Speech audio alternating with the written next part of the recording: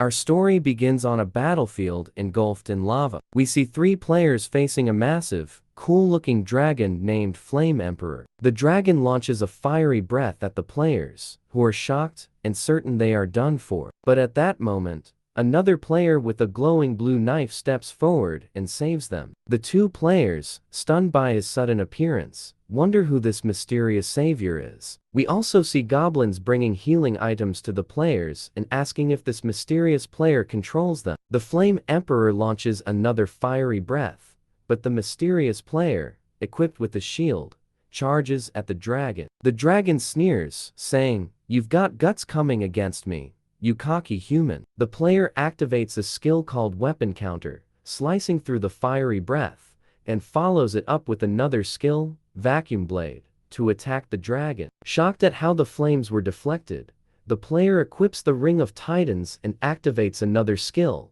Demon Transformation, triggering a stunning transformation that bathes him in a red glow. The dragon, acknowledging his opponent's strength, says, "So you're no ordinary human, but that won't be enough to defeat me." Our protagonist, calm and collected, responds, "I know. This is my 198th time fighting you." He then prepares two items, the Crystal of Blue Flames and the Crimson Flame Flower, combining them to enchant his weapon, which becomes engulfed in a blazing blue flame. The dragon, shocked, exclaims, "What is this heat that even I, the Flame Emperor, am feeling?" With a swift move, the player leaps into the air and slices through the Flame Emperor. Everyone, including the dragon, is in disbelief. As the dragon weakly says, "Tell me your name before I go." Protagonist remains silent. The dragon, enraged, curses him, saying, "If you won't speak your name, may justice not be served to you by the Dragon King." Looking cool and aloof, our protagonist responds, "You're wrong. I just..." But then the narrative shifts, and we see his inner thoughts. It turns out he's a shut-in. He reflects that he doesn't know how to talk to people in real life, and can't even communicate properly online. I think he's just like us. If you feel the same, drop a comment in the section. The three players who were saved are overwhelmed and begin praising him, asking how he did it, but our protagonist, too embarrassed to respond, runs away while apologizing. As he runs, he berates himself for being so pathetic that he can't even talk to people when they take the initiative. The next scene dives into his backstory. He narrates, "Do you know who the most miserable being in the world is?" As we see him heading to school, he continues, "Take, for example,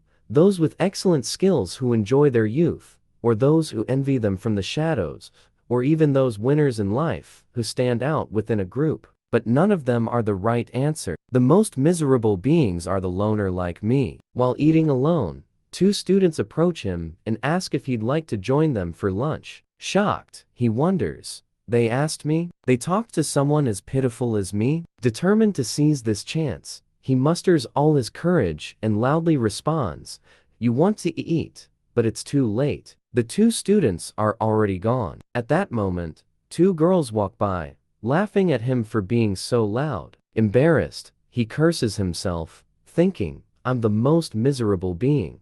He continues to reflect, "I don't belong anywhere. I only go to school every day out of habit."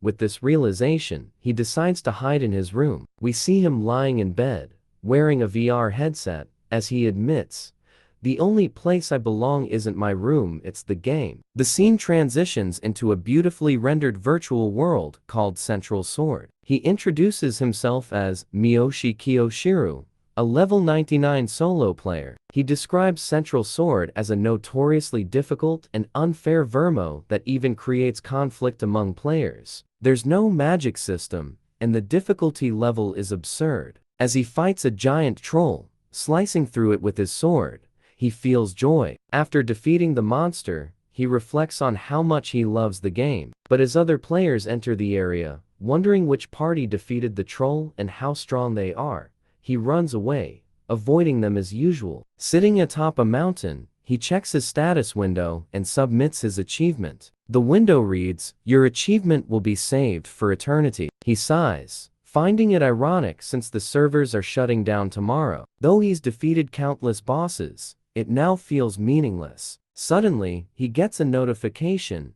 Hello to all players. Thank you for enjoying the game. As of today, Central Sword will be updated to version 2. Overjoyed, he thinks, now, and play again. The next morning, he's humming a tune as he brushes his teeth, thrilled by the idea of starting over in the updated game. He imagines the possibility of finally making friends with new players, but quickly dismisses the thought, knowing both the game's reputation and his inability to talk to people. When he wakes up the next morning and checks the internet, he's shocked to see Central Sword trending worldwide. Wondering how a shitty game update could be so popular, he watches a video that reveals a mysterious red glowing tower has appeared in Tokyo. As he stares in disbelief, a status window appears before him, stating, Central Sword updated to version 2. Everyone in the world receives the same message. The status window continues.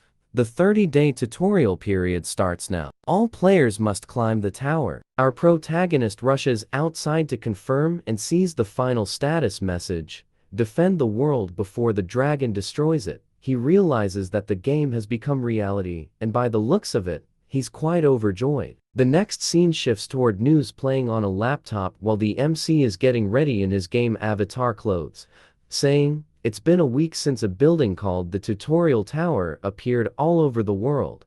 The MC quietly listens to the news. It continues, around these areas, based on the creation of heaven and earth in the Bible, people have been calling it the Great 8 Days, and there's no way to change what has happened. But the real problem would be the self-proclaimed paradise. The news continues to discuss the game as we see the MC going somewhere. The scene shifts, and we see he is hanging from the leg of a big white bird, enjoying it and saying, it's so bright, and the wind is too strong, as he enters a beautiful floating island, which is called the forest area. The first layer of the tutorial tower, the bird drops him off at a cliff. He waves off the bird, and after a while, he looks back to see a dense forest, thinking he still has not been able to conquer the tower. Entering the forest, he hears some voices and sees a mysterious figure caught in his trap. Overjoyed, he exclaims, it's the exclusive low-rate monster that drops rare items. As we see it, it's a rabbit, our MC's first Pokémon, its name, the Fluff Rabbit. We see the rabbit making noises. Our MC praises himself, saying that his hard work has finally paid off, and that it was a good thing he waited a week for this. As he draws his sword and moves forward to slay it, the rabbit makes a puppy face. Our MC has second thoughts, and it seems like he's not going to kill it. But no, guys, he's ruthless. In the next scene, we see him baking it over the fire and eating it. While eating, he says, it's very delicious, and notes how he can't stop himself. After finishing his meal, he holds his hands together and starts charging up while closing his eyes. Once he's done charging, he gains a new skill, Secret to Escape, which grants him an agility bonus when facing an enemy. He checks his status window and thinks, I'm still level 1, but thanks to this skill, my agility has risen to the agility of level 10. Suddenly, a mysterious monster appears from the forest. The monster, a wolf, jumps at the MC. Using the new skill, the MC dodges the attack and gets to a tree. The wolf looks around, searching for him. The MC equips a red orb and kills the wolf. After some time, the scene shifts to the tutorial tower, where we see our MC sitting at the tower passage, thinking he forgot that the last stage of the tower is a raid. He feels embarrassed and wonders what he should do. Should he call someone, or should he wait? But how should he start the conversation with them? While feeling embarrassed, he keeps mumbling about what to do. At that moment, he hears someone's voice and turns back to see a group of players entering the tower. They mention that this is the last stage of the tower. The first player's name is Shinjo Keigo, level 12 player who looks quite arrogant. Our MC sees them and hides his face, thinking, those guys are bad news. The group sees a raid message while Shinjo smiles arrogantly. Another party member, Kamakatsu Tsurugi, wonders what this raid is and thinks, this is impossible.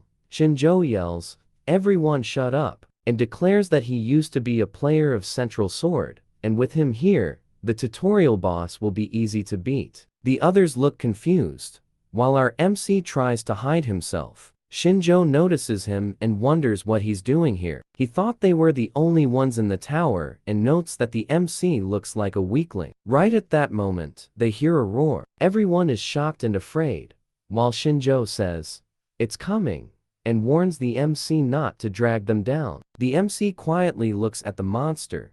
We see a big black lion with yellow horns and claws. A status window introduces it as Killer Lion. Kamakatsu says, "You're telling us to win against that?" While Shinjo, with an arrogant look, says, "Easy win." The lion launches a barrage of attacks at Shinjo with its claws from all four sides. Shinjo swiftly blocks them all. Seeing this, the black lion roars. Shinjo smirks, while we see the other players scared and confused about what to do. One player, while screaming, runs toward the lion. While Shinjo fights the lion, he sees the player approaching it. He kicks the player, grabs him by the collar, and asks, "What are you doing?" The player answers that the lion's back was wide open. Shinjo continues, "That was a trap. A weakling like you should just do what I say." He kicks the player again, while Kamakatsu shouts, "There's no time for that right now." As we see the black lion attacking Kamakatsu,